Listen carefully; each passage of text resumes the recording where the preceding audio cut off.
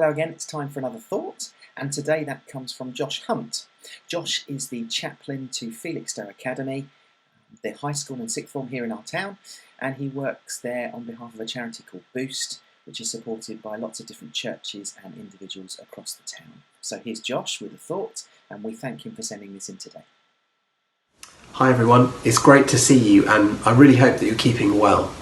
I'd love to share a few thoughts with you around hope. I'm not sure where you're finding hope and optimism and positivity and joy in the current crisis, but sometimes it can be found in the most unlikely places. So I'd love to share a few thoughts with you, coming from a very unlikely story in the Old Testament. In the book of Joshua, there's a story about a man called Achan. I'd encourage you to go and read the story yourself, but quite a terrible thing happens. There's this place that the Israelites are taken to, which is called the Valley of Achor. And it's called the Valley of Achor because there's an awful thing that happens in that place. There's lots of death and destruction and despair. And Achor means trouble. So this place where this terrible event happens is literally called the Valley of Trouble.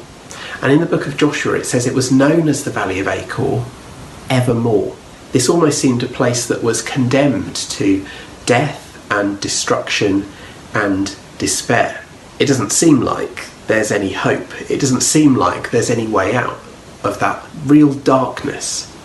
And it says that the Israelites took stones and rocks and they piled up almost as some kind of reminder for eternity that this was a place that was not a good place to be, that this place would be forever defined by the really terrible things that happened there. But there is hope.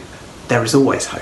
And later on in the Bible, when we hear from some of the prophets, there are just a couple of verses. If you blink, you would miss it. But if you really dig into these verses, it's incredibly powerful. The prophet Isaiah writes and says, "The Valley of Achor will become a resting place for the herds and for all of God's people that seek him." This place that was once called the Valley of Trouble is now seen as a resting place for God's people. But Hosea goes even further.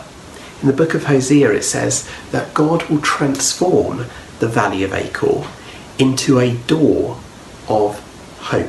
This specific location that seemed like it was going to be forever marked with death and destruction and despair, so much so that the Israelites had piled up this monument of rock and stone, so they would be reminded forever that this place was a dark, dark place. Hosea says that God will transform that into a door of hope. It's incredible, isn't it?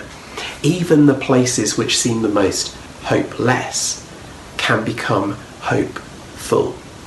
Earlier I asked you how you're finding hope and optimism and joy in this current crisis, and there's a whole range of things you can do. It's been so good to see on social media the amount of mindfulness and acts of kindness and positive thinking that has been encouraged. I've tried some of it myself and I find it really, really helpful to create a positive mindset and a positive mood to get through the day.